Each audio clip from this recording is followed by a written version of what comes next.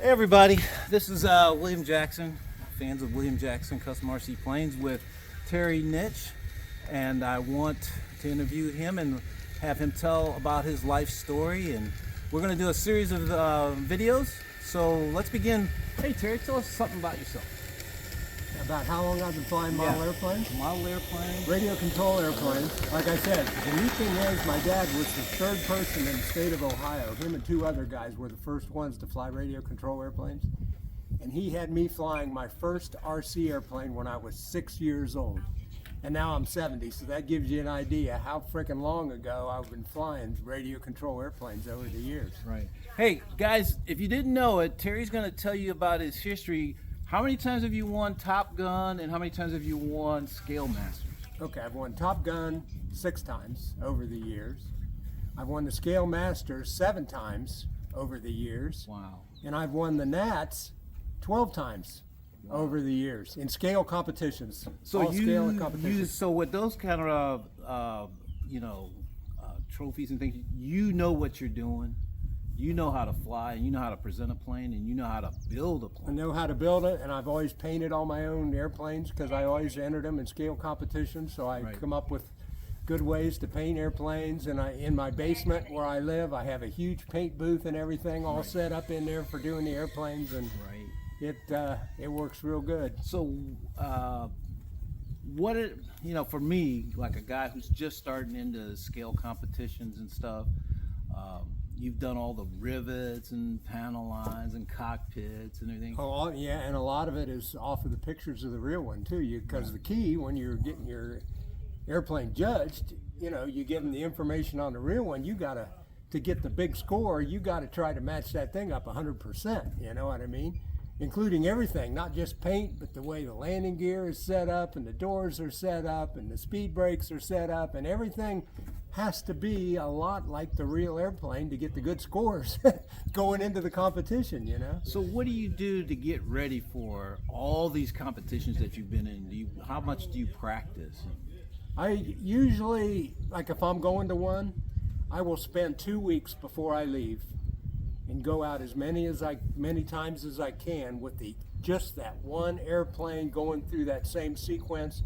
I usually try to get 15 to 20 flights in before I go to the competition, not flying any other airplanes. Just like I said, I take the 2 weeks before I go, and whichever airplane I'm going to compete with, that's the one I take out and I practice with for 2 weeks and then go to the competitions. That's what I've done. I've seen you in the past, and I would go to events, and I've seen you like campaign the same airplane for a year or so, which means you really know that plane. Oh yes, fly it a lot. So you can fly it in any weather, any wind condition. Makes a difference when you learn the particular airplane and all the, everything that has to do with it and how it acts in the wind and all the other stuff. Once you get all that dialed in, it's very, very comfortable to fly all the time, and that's why I do that. So,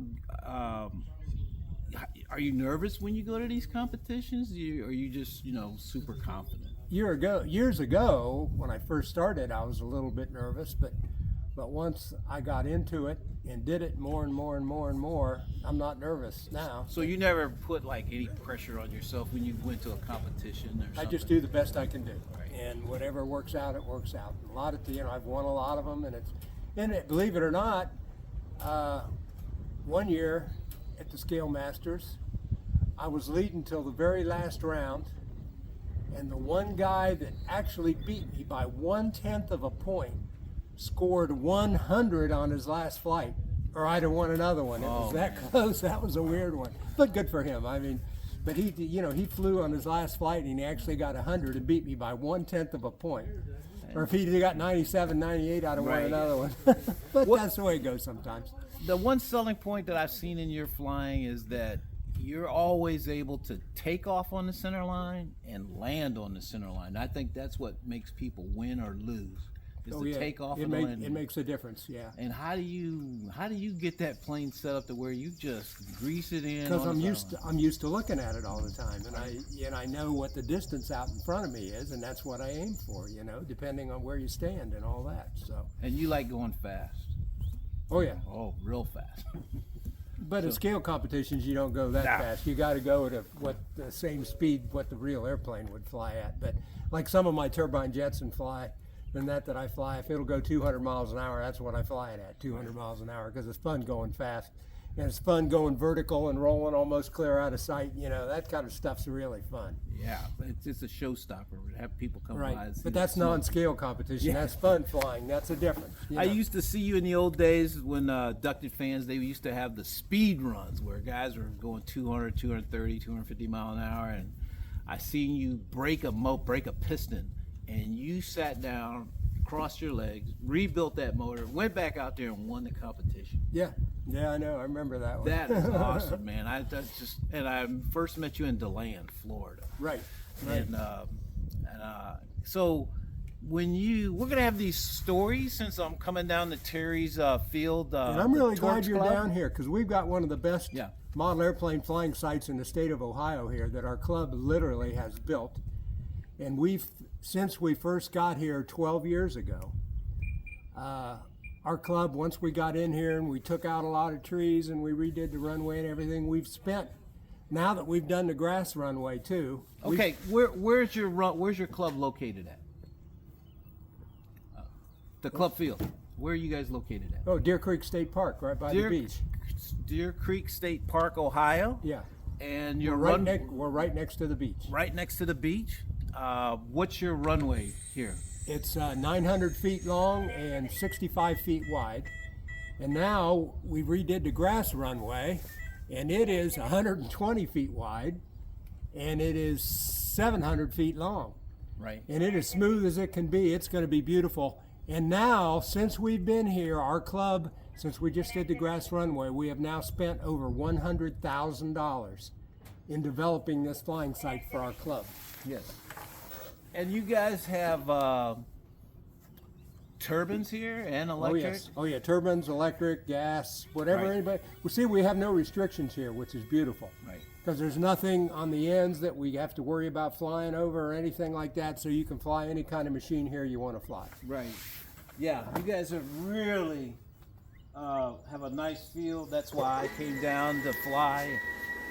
And the beauty is we got asphalt runway, asphalt pit area, and asphalt parking areas. That all makes it very, very comfortable here. And we have electric here for charging batteries and everything, you know, and it's coming right down here to the electrics right at the flying site for everybody to use. So Right. that makes a big difference because a Right. lot of clubs don't have that. Yeah. This is great. So if you're you got a show that comes up every year too, right? Yeah, E-Jets and E-Warbirds. And when is that? That's the weekend after Labor Day. Weekend after And Labor it's Day? 4 days. It's Thursday, Friday, Saturday, and Sunday. And then during the Saturday, we also have a custom car show that's here. Right. Wings and Wheels. And there's usually 50, 60 custom cars there, and they do their own thing. And what happens is the car guys will come over and vote on airplanes and give us a trophy. And the airplane pilots will go over there and vote on a car, and we give them a trophy. Excellent. And also during that 4-day event, we got a big giant tent and tables that everybody can rent to be in out of the sun and, you know, have a table in there to put your airplane and that kind of stuff on. And we have a big food truck that's here every day that does breakfast and lunches for every pilot and every partitioner and, you know, everybody that's here watching. It covers them all for all 4 days, which makes the event very, very special.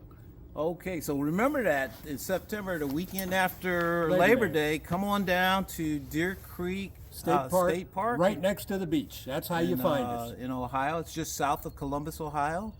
And it's an excellent runway. And we have a whole bunch of seating here for the public so they can sit and watch and everything. It's just a very, very happy place for people to come watch model airplanes fly, believe me. Right. Hey, so like I said, we're going to be talking with Terry on and off every time I come down here. So we're going to cut it short here, and we'll be seeing you guys in the shop. Thank you, sir. Enjoyed talking to you.